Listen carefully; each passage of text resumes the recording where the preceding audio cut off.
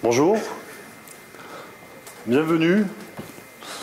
Bienvenue à cette journée que je trouve extraordinaire. Personnellement, je fais beaucoup d'événements avec toute l'équipe Nutanix.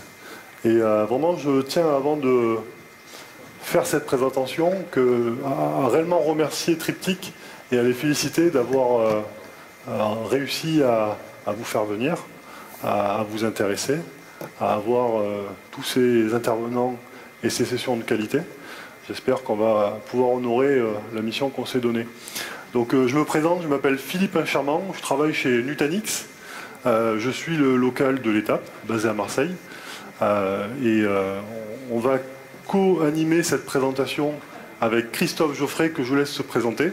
Donc, bonjour à tous, donc Christophe Geoffrey, donc je suis chez Nutanix aussi. Donc moi je suis basé sur Paris et je vais accompagner Philippe sur cette présentation sur tout ce qui touche un petit peu plus à votre sujet de prédilection. Donc en particulier autour de DevOps et de Docker. Donc on aura l'occasion d'en reparler pendant cette session et puis après sur notre stand si vous avez le plaisir de venir nous voir. Merci Christophe. Donc on est parti. C'est vraiment important pour nous, avant de rentrer dans la partie très technique, ça va le devenir, de voir un petit peu ce qui motive aujourd'hui Nutanix, qui est devenue une boîte qui depuis vendredi dernier est rentrée au Nasdaq. La boîte, dans la même journée, alors c'est extraordinaire, mais la boîte dans la même journée, elle est rentrée, elle est passée de 2 milliards à 5 milliards de valorisation, vendredi dernier. C'est extraordinaire.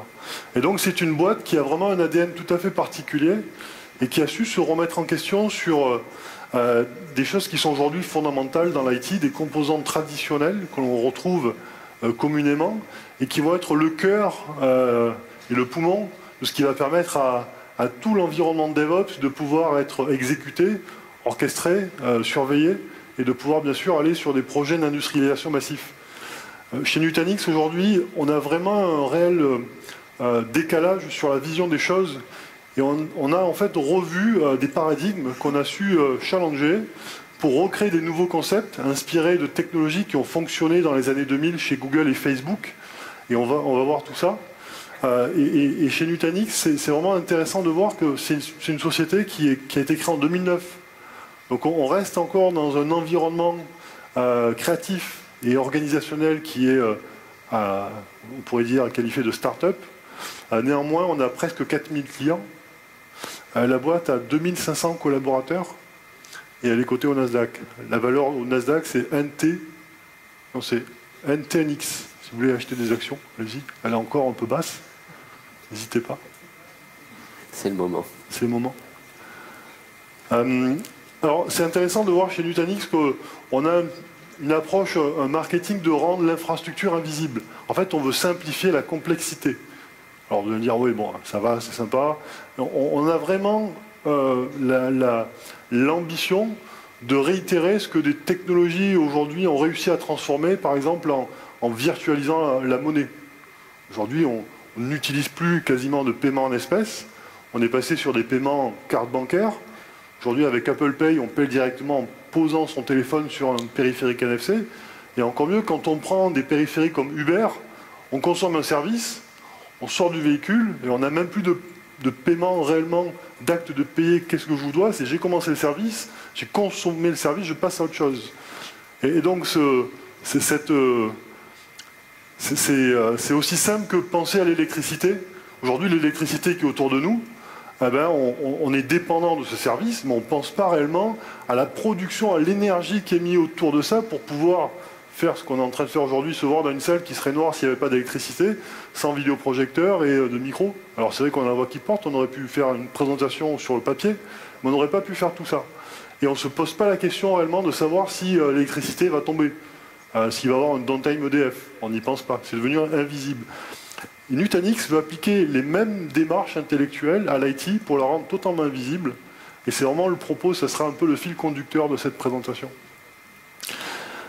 On peut partir aujourd'hui du postulat que nous sommes dans l'ère du cloud. C'est vrai qu'aujourd'hui, sur cette journée, d'ailleurs le nom des salles, Amazon, on voit aujourd'hui que Amazon et Azure sont réellement les leaders incontestés du service cloud public. Et ils ont réellement amené une fraîcheur sur des services publics qui permettent de ne plus se poser la question de comment faire en sorte de gérer le run. Ce n'est pas votre problème de gérer le run, ce sont leurs problèmes. Vous, vous payez un service, vous louez une disponibilité, une capacité. Quand c'est terminé, vous rendez tout ça, vous passez à autre chose.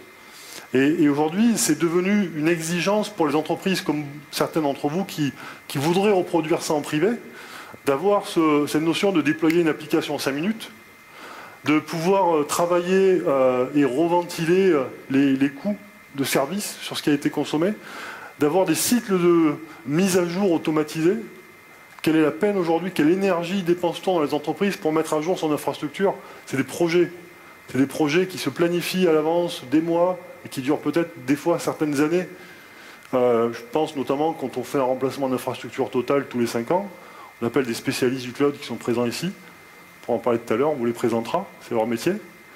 Voilà, on est vraiment sur ces paradigmes, et on est vraiment dans l'ère du cloud. Dans l'entreprise, je dirais aujourd'hui, on est un peu en fantasme. On aimerait pouvoir ventiler les consommations, on aimerait pouvoir proposer à ces DevOps de la consommation immédiate, avoir une réelle transparence des opérations que l'on fournit, et réellement pouvoir dire, OK, ici, c'est online, on a mis à jour notre infrastructure, tu t'en es pas aperçu, tu as continué à produire, nous on l'a pas fait le week-end ou entre midi et 2 ou le soir, l'équipe informatique s'en porte pas plus mal, elle n'est pas stressée, tout fonctionne correctement. Et le plus, c'est le contrôle, c'est-à-dire que appliquer malgré les règles du cloud public chez soi, des règles fondamentales qui vont permettre à un RSSI d'accepter ce que vous allez pouvoir transformer, mettre des règles de gouvernance bien sûr, adopter et aligner les contraintes de SLA sur vos applications. Toutes les applications n'ont pas le même niveau de criticité. Est-ce qu'il faut toutes les traiter de la même manière? Est-ce qu'il faut les traiter par silo? Quel est le prix du silo? Et surtout, aujourd'hui, on s'aperçoit que les solutions proposées dans le passé vous amènent à avoir des verrous technologiques. Oui, c'est génial d'aller sur une technologie vSphere. C'est génial de prendre une baie classique EMC ou autre, une étape. Mais comment derrière avoir une réversibilité? Comment pouvoir derrière challenger ces éditeurs qui sont devenus tellement gros et qui font plus de remises commerciales? Comment avoir derrière... J'ai fait 5 ans chez VMware, hein, excusez-moi. Non, c'est un partenaire. Donc on est vraiment sur ces recherches. Et aujourd'hui, je pense un peu des fantasmes. Quand on regarde le passé, on voit une réelle évolution de l'IT dans sa transformation. L'IT était plutôt début des années 90, en mode décentralisé avec des applications du stockage local. Est arrivé le SAN qui a permis de rendre les applications résilientes à la panne, notamment en permettant à toutes les machines physiques connectées sur une baie de stockage centralisée de partager la même donnée et aux applications d'être redémarrables en quelques instants, voire à ne pas s'arrêter suivant les technologies qu'on leur retenait.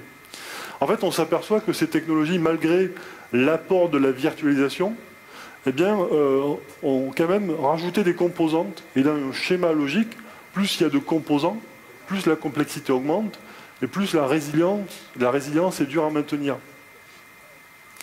Le seul moyen de faire évoluer ces infrastructures existantes, c'est de les aligner avec des besoins applicatifs naissants. Alors pour la virtualisation, c'est génial, on n'a plus de problème, parce qu'on peut très bien rajouter des machines dans un cluster, et ces machines vont pouvoir permettre aux nouvelles applications de venir consommer les services additionnels sur cette puissance CPU et mémoire, c'est la virtualisation. Néanmoins, sur la partie stockage, n'en demeure pas moins des contraintes fondamentales qui sont celles d'être dans une technologie mécanique, je dirais matérielle, qui est portée par la baie elle-même et qui va pouvoir vous offrir une croissance sur des technologies compatibles avec cette baie. Mais ces croissances auront une limite, ça sera la baie elle-même. Ça sera des limitations sur les contrôleurs qui ne pourront pas aller au-delà d'un certain niveau d'IOPS. Alors, à vous après d'aligner le pari que vous allez faire sur est-ce que la technologie que je choisis et la bonne technologie pour m'aligner avec mes besoins futurs, sachant que je ne les ai pas encore réellement anticipés. Et donc, on a en fait, sur l'infrastructure que l'on rencontre aujourd'hui, côté serveur, une infrastructure totalement élastique, et côté stockage, des choses qui sont une promesse qui vient du passé. On l'a adaptée à être compatible avec les hyperviseurs. Elle n'est pas née de quelque chose de nouveau. Vous voyez où on va aller ou pas? Ça vous... Oui. On y va doucement, mais on y va tranquillement. Je parle pour Michael, parce que sinon, il va nous perdre. C'est bon, c'est clair? Alors, on retrouve effectivement de la complexité, on pourrait dire, à plusieurs niveaux. Et vous allez voir, c'est un jeu un peu, je dirais, presque malsain. C'est-à-dire que les constructeurs traditionnels ont éduqué les clients finaux à consommer gros. En fait, ils vous motivent. Je ne suis pas en train de faire une révolution, ne vous inquiétez pas, on ne va pas apporter liberté, non. On va juste parler réellement de ce qui est vos principes de consommation.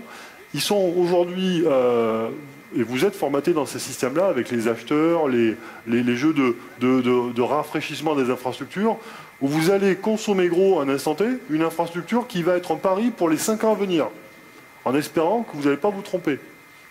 Alors, il va falloir pondérer le risque, il va falloir écouter les sociétés qui vont faire des audits de vos besoins et le prévisionnel que vous allez avoir en demandant à vos collaborateurs applicatifs, métiers, ce dont vous allez devoir disposer pour négocier la meilleure infrastructure. Avec tout ça, il va y avoir de la surconsommation, la promesse d'avoir le meilleur prix de la plus grosse baie du moment qui va vous assurer de pouvoir croître et scaler sur le besoin du futur.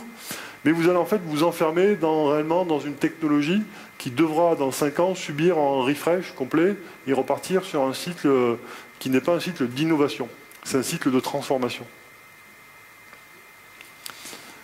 Alors comment est-ce que cette infrastructure devrait être délivrée, idéalement? Eh bien en fait elle devrait récupérer et s'inspirer de concepts aujourd'hui qui viennent du monde du web, dans lesquels les concepts fournissent des solutions dont l'ADN est agile.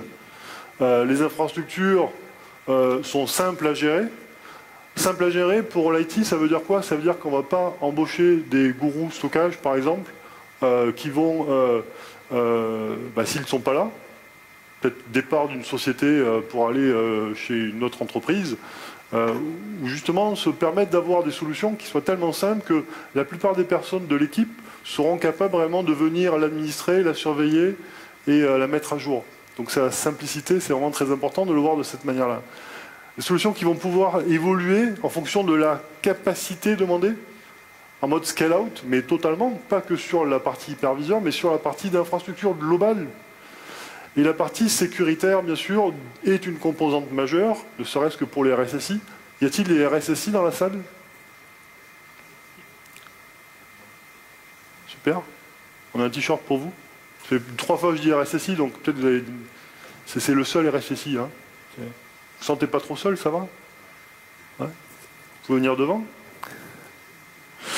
Et donc, les composants de la sécurité qui doivent être intégrés, on n'est plus dans le fantasme de l'Amazon, on est dans l'entreprise, les données sont en interne, il y a de la sécurité périmétrique et distribuée entre les applications qui doivent aussi être traitées, sans l'adhérence avec les infrastructures que l'on connaît du passé. Et donc c'est vraiment quelque chose de très complexe à mettre en place. Et donc ce fantasme aujourd'hui devient quelque chose de tout à fait réalisable en repensant la plateforme IT dans son ensemble.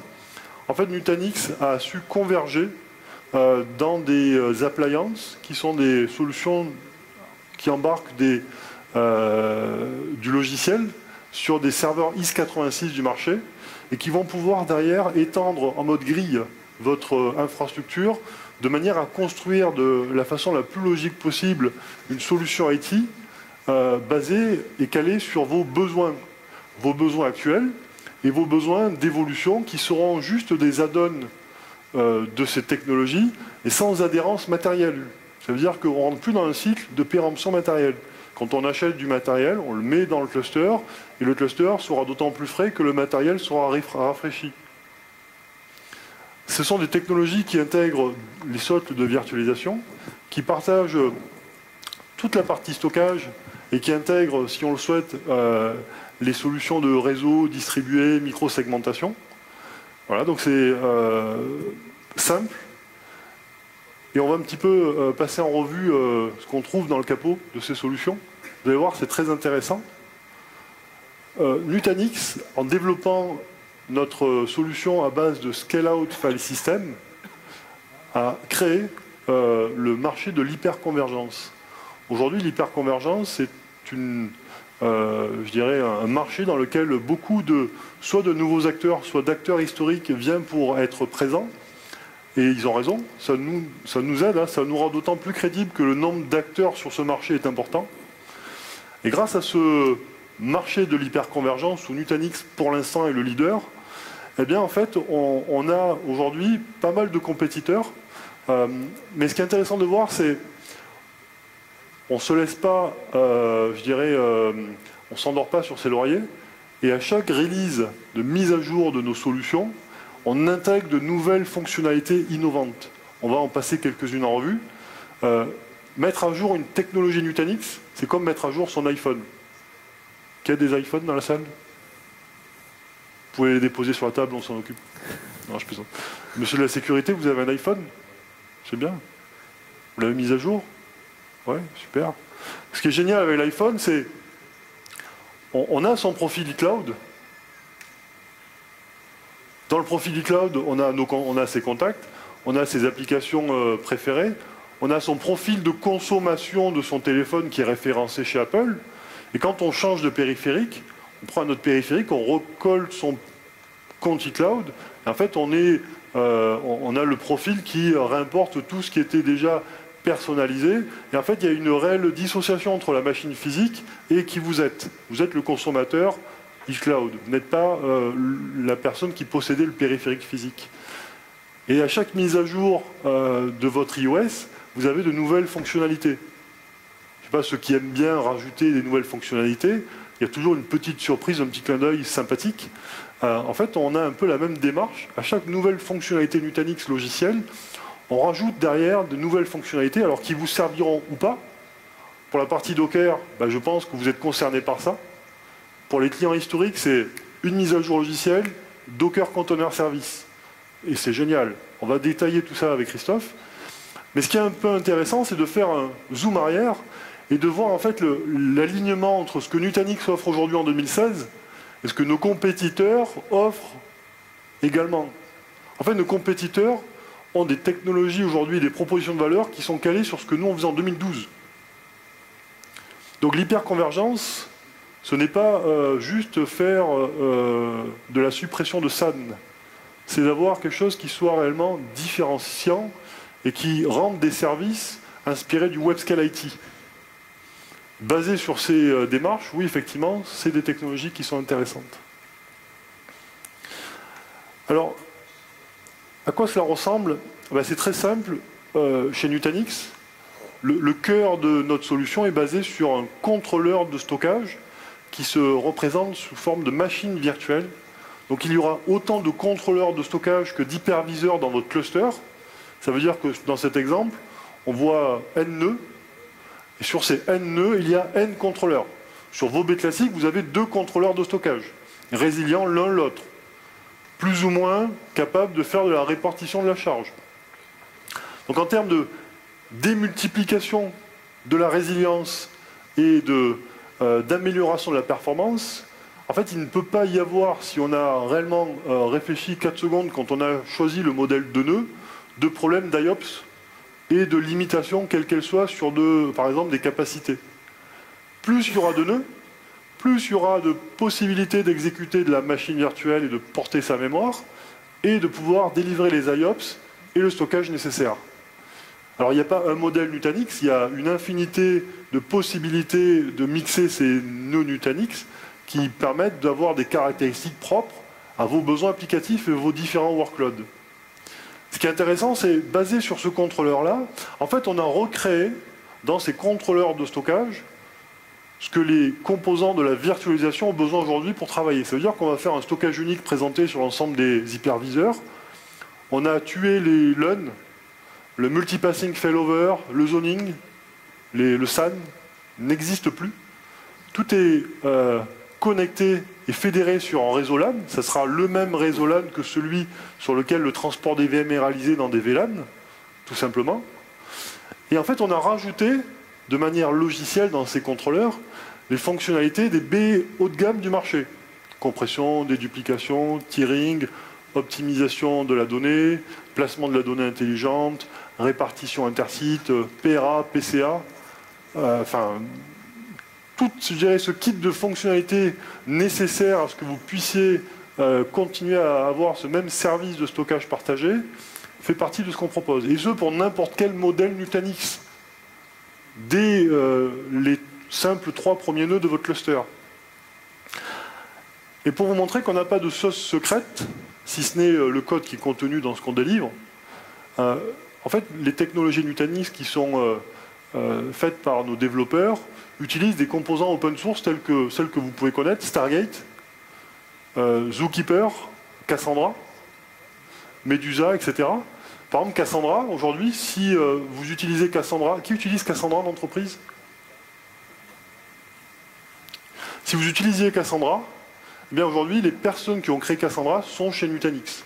Cassandra, c'est un projet qui est sorti de chez Facebook, qui a permis à Facebook d'indexer les profils et de les mettre à jour sans devoir acheter une grosse base SQL.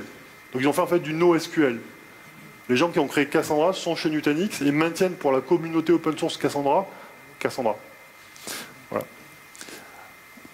Basé sur ces technologies avec ces contrôleurs virtuels en mode scale-out, en fait, on a une aisance tout à fait extraordinaire à chaque nouvelle release à intégrer de nouvelles fonctionnalités.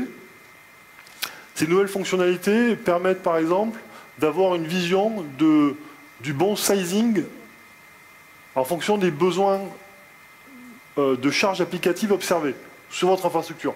Ça veut dire qu'on va vous donner votre taux d'utilisation, on va observer votre croissance et on va anticiper vos investissements en vous indiquant dans combien de temps votre infrastructure sera full, sera complète. Donc on fait du kappa planning. On a intégré dessus la possibilité en un clic de passer d'un hyperviseur à un autre. Passer un hyperviseur à un autre, ça veut dire quitter VMware pour venir sur notre hyperviseur Acropolis. Aujourd'hui, Nutanix propose 3 hyperviseurs compatibles, vSphere, Hyper-V, et Acropolis Hyperviseur, qui est un hyperviseur à base KVM CentOS. Qui utilise du KVM en entreprise aujourd'hui dans la salle? Okay. On est allé bien plus loin, c'est-à-dire qu'on a voulu créer de l'agilité entre data centers, et donc les data centers Nutanix peuvent se protéger les uns avec les autres. On peut faire de la réplication asynchrone entre un site sous vSphere et un site de destination sous Acropolis. Et on peut aussi, par exemple, pousser ces données chez Amazon ou Azure. Si vous avez un compte chez Amazon ou Azure, vous l'intégrez chez nous, dans votre solution Nutanix. En fait, on a un proxy Nutanix chez Amazon et Azure qui vont vous permettre de pousser vos données afin de les protéger sans devoir investir dans une deuxième salle informatique pour faire du PRA. Alors, récemment, on a développé une technologie qui permet en fait de créer ce que beaucoup de clients nous demandent. C'est pour ça qu'on est très ouvert à vos besoins. Et si vous avez des idées, même un peu folles, n'hésitez pas à nous les remonter. Ça peut être l'occasion pour nous de vous écouter et peut-être d'aller sur une nouvelle fonctionnalité qui pourrait naître dans la technologie plus tard. On a eu un besoin, notamment l'année dernière, beaucoup de clients nous disaient, nous on est clients d'étape, on a quitté le Metro Cluster pour venir chez Nutanix avec la solution Metro Availability. C'est une solution en mode stretch cluster qui permet de reproduire un peu ce qu'on aurait pu faire avec du NetApp ou du VPlex. Et sauf qu'ils nous disaient, mais c'est bien en étape, on avait une tête NAS, et du coup on l'a plus. Qu'est-ce qu'on peut faire? Donc avant on leur disait, vous mettez une machine où vous activez le partage de fichiers sous un SMB, CIFS ou ce que vous avez sous le coude pour créer un NAS. On a dit non, on va faire mieux.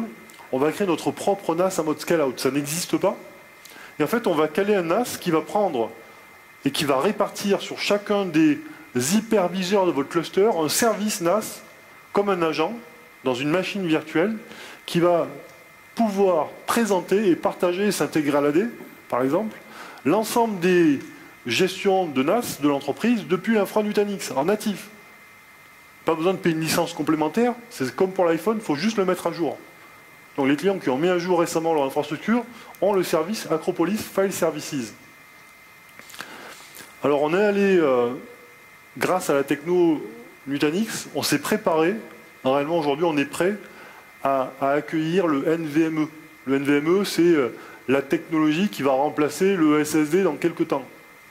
Ça veut dire quoi? Ça veut dire que la technologie en l'état est déjà capable de mixer sur ces serveurs différentes hybridations de disques de manière à pouvoir délivrer et les IOPS et la capacité dans des bonnes gammes de prix suffisamment performantes pour répondre à vos besoins en IOPS. On peut aussi délivrer des nœuds full flash, c'est tout à fait possible. Mais on est aussi capable dès à présent, grâce aux technologies de placement de la donnée, de limiter son impact sur le réseau et en réduire la latence et la bande passante. En fait, ce sont des composants nécessaires pour être prêt pour le NVMe. Ça veut dire que sous le NVMe, les défis d'écriture en miroir sur le réseau imposeront que le réseau soit encore plus rapide que ce qu'il est aujourd'hui. Pour ne pas mettre de pression sur l'infrastructure autre que Nutanix, on s'est préparé pour être compatible avec le NVMe. Alors une infrastructure qui est tout à fait drôle, et j'ai été surpris de la voir. À l'époque, quand je suis rentré chez Nutanix, on avait des logos No SAN. Vous savez, No SAN. Il y a No War, non à la guerre, No SAN, non au SAN. Bah, nous, on a arrêté de donner ces logos, parce qu'en fait, on a créé pour des clients, on avait toujours un petit problème avec nos technologies, c'est le client qui dit « Oui, mais c'est sympa Nutanix, franchement, c'est génial pour la virtualisation. Mais moi, j'ai des machines physiques, et je ne peux pas les virtualiser, parce que si je la virtualise, je vais me faire descendre par Oracle. Si je mets par exemple ma VM Oracle sur un cluster vSphere où j'ai 50 nœuds, je vais payer 50 licences fois le nombre de processeurs, fois le coefficient 1,5, fois le prix, ça va coûter 3 millions. Avec 80% de remise. Bah, c'est un problème, quoi. Du coup, vous avez tellement peur que vous ne la virtualisez pas. Du coup, si elle n'est pas virtualisée, bah, vous devez garder un SAN. Du coup, on n'a pas tué le SAN. Bon, on voulait vraiment tuer le SAN. Ce qu'on a créé, c'est une technologie qui permet de présenter, de partager le volume du cluster Nutanix en mode iSCSI. Donc on a un mode aujourd'hui qui s'appelle le volume group, qui permet de partager le volume Nutanix sur le cluster Nutanix à des machines qui ne seraient pas dans le cluster Nutanix et d'offrir le même niveau de résilience et le même niveau de performance. C'est bien, non? Ah, ça vous fait plaisir. Vous savez, il y a ceux qui font le sourire vers le haut et ceux qui font le sourire vers le bas. Il y a les deux échantillons à côté. Vous êtes à côté, c'est rigolo. J'arrive pas à faire un sourire vers le bas. C'est bizarre. On appelle ça alors, ce qui est intéressant, c'est de, après avoir vu ces différentes fonctionnalités, on voit aujourd'hui réellement que Nutanix propose une technologie faite pour des besoins en privé. Alors, j'ai pas mal échangé tout d'abord ce matin avec des besoins sur certaines personnes qui sont ici, qui voulaient prendre l'infra Nutanix chez un hébergeur. Ben, c'est possible. On a des hébergeurs qui mettent de l'infra Nutanix et qui vous offrent ce service hébergé avec ces technologies-là. Je vais donner la main à mon ami Christophe en terminant juste par un slide dans lequel, au-delà d'être techniquement extraordinaire, en plus c'est joli. Ça veut dire qu'on a une interface unique en HTML5 qui regroupe tous les différents services, qui ne va pas s'appuyer sur une machine virtuelle en mode proxy, sachant que l'ensemble des périphériques d'administration sont distribués sur les contrôleurs. Voilà, donc j'ai terminé. Je vous remercie et je passe la main à mon ami Christophe. Merci Philippe. Alors ce que Philippe vient de vous présenter et qui j'espère vous a intéressé, c'est une couche d'infrastructure, une infrastructure complètement unifiée. S'il y a 3 grands critères qu'on doit retenir, hein, ça à mon avis c'est simplicité, agilité et contrôle. Et ça c'est vrai que ça peut s'appliquer à beaucoup de domaines. On va changer un petit peu de domaine, on va revenir un petit peu sur quelque chose qui vous concerne plus, qui est la partie DevOps. Et c'est vrai quand on parle simplicité, agilité et contrôle, c'est un peu ce qui fait aujourd'hui qu'on se pose les questions sur pourquoi on doit changer les méthodes de développement. Et donc pourquoi on essaie de trouver des nouvelles technologies, Docker en est une par exemple, mais il y a beaucoup d'autres choses dans le DevOps, qui vont permettre un petit peu de faire une révolution, encore une, sur la partie développement.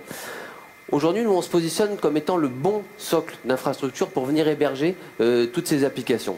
Et pour faire ça, on essaye de tendre des perches à vous, utilisateurs, pour vous montrer un petit peu comment vous allez pouvoir utiliser le plus simplement possible nos infrastructures, excusez-moi, pour vos différents usages DevOps. Alors le premier, celui qui nous a été demandé par beaucoup de clients, c'est la partie Docker. Et la première question qu'on se pose, c'est comment on va venir faire tourner des containers sur une machine Nutanix. Et donc pour faire ça, il va falloir installer des hôtes Docker sur la machine. Et on a développé un driver pour un composant de chez Docker qui s'appelle Docker Machine, qui va permettre très simplement de venir déployer des hôtes qui vont permettre d'héberger vos containers. Donc l'idée, vous êtes développeur, vous prenez votre ligne de commande, vous faites un Docker Machine Create, vous mettez juste un nom, et il y a un environnement qui va se créer automatiquement sur la partie Nutanix. Alors l'intérêt de cet environnement, c'est qu'il est prêt à être utilisé, il est prêt à faire tourner des containers, il va être complètement supporté par les équipes Nutanix, donc c'est-à-dire que les mêmes personnes qui vont gérer à la fois vos problématiques très bas niveau, stockage, matériel hyperviseur,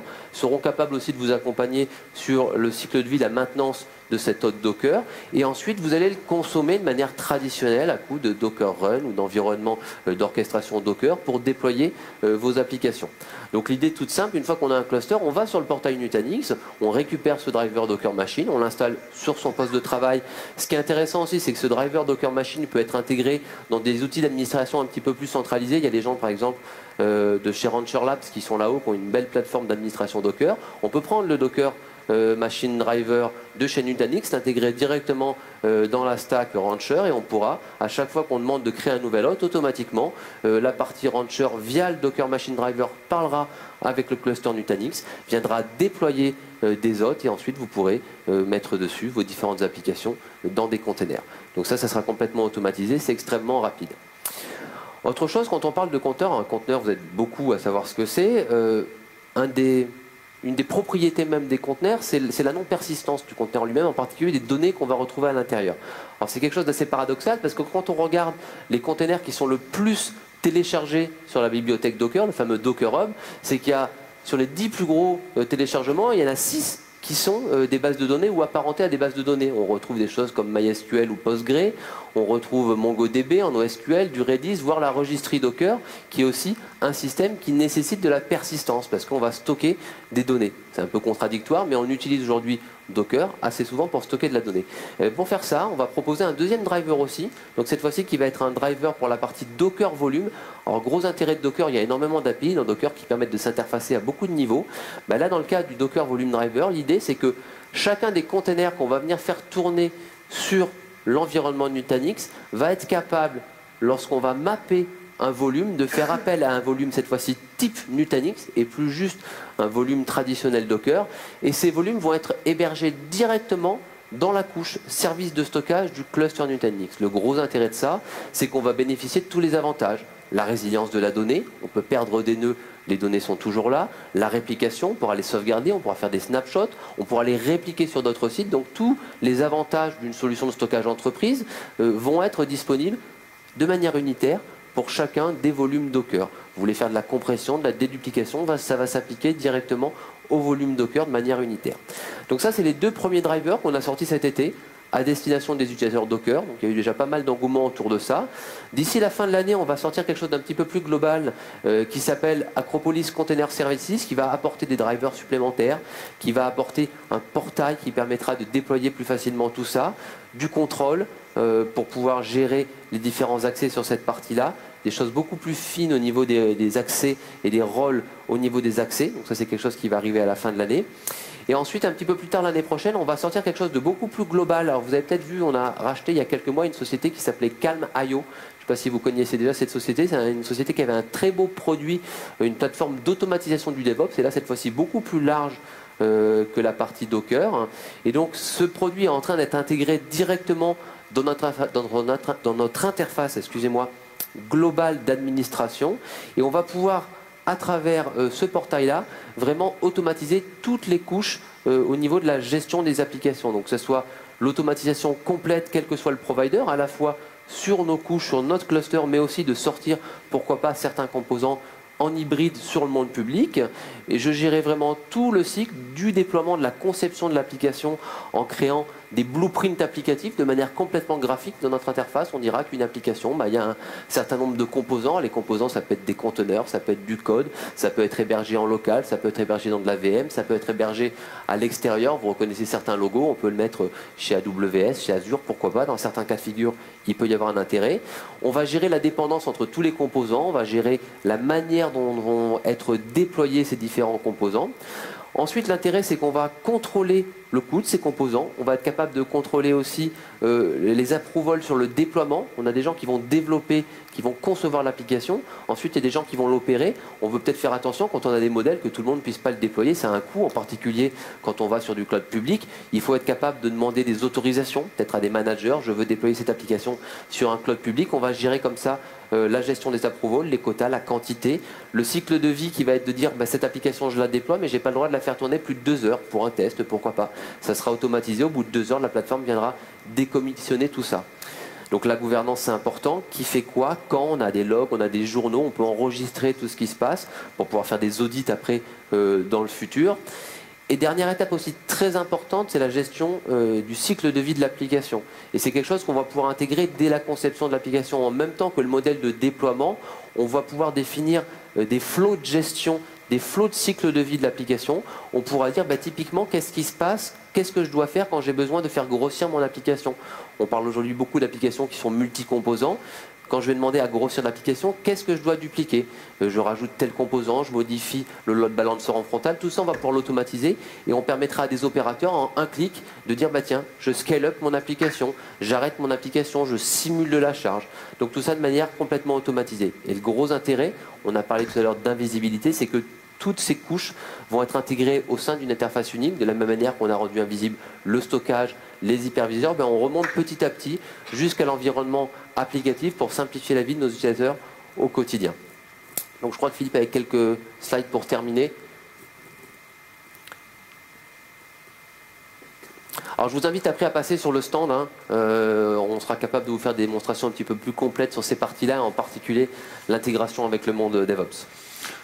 Alors, vous voulez, pour conclure, juste maintenant que nous sommes une société publique, on a le droit de vous montrer nos clients, nos revenus, notre croissance. Donc, c'est la première fois que je vous montre ce slide. Donc, c'est rigolo de voir l'évolution de Nutanix entre 2013 et 2016. La ligne du haut, c'est le nombre de clients finaux. Donc, c'est une croissance assez impressionnante. Et je pense qu'on n'en est qu'au début de l'histoire. La ligne du bas, c'est les Américains ont bien regardé sur l'échelle. Vous savez, nous on a notre 440, ils ont le G2000. Chez Dell, ils appellent ça le G500 en France. De voir le nombre de clients qui sont déjà sur G2000. Et je crois que, ne serait-ce que sur le 440, on est la société dans le monde de l'hyperconvergence avec le plus de références de clients du 440. Donc c'est juste pour faire un petit zoom sur ça. Et il n'y a pas de réels verticaux spécialisés chez Nutanix. On parle réellement d'opportunités dès le moment où vous parlez de machines virtuelles et d'industrialisation ou de modernisation. Donc ça, c'est vraiment important de voir un petit peu le positionnement de la société qui on adresse. C'est tous les clients, en fait. Ensuite, un point sur le support. On a plusieurs centres de support dans le monde. Et ce qui est intéressant de voir, c'est ce qu'on appelle le Net Promoter Score, celui-ci. Peu de sociétés en parlent parce qu'il n'est pas assez élevé. Notre Net Promoter Score est oscille entre 90 et 95. En fait, c'est le taux de satisfaction des clients finaux et qui serait prêt sur 100 à recommander Nutanix. Chez Apple, par exemple, il est à 37. Chez VMware, il est à 45. C'est pas vis-à-vis du support. C'est vraiment des valeurs qui sont à surveiller. Et c'est une valeur qui aussi désigne le sérieux d'une boîte, au-delà de simplement vendre une technologie pour son infrastructure. Et je voulais terminer sur cette annonce. Je n'étais pas sûr de pouvoir terminer sur ça, donc je me suis permis de l'introduire en introduction. Introduire l'introduction, c'est... Voilà, donc Nutanix fait aujourd'hui partie au Nasdaq et a réussi son pari. Elle est passée de 2 milliards à 5 milliards en une journée. Bravo. Merci. Merci Christophe. Je vous invite à passer sur le stand. Merci.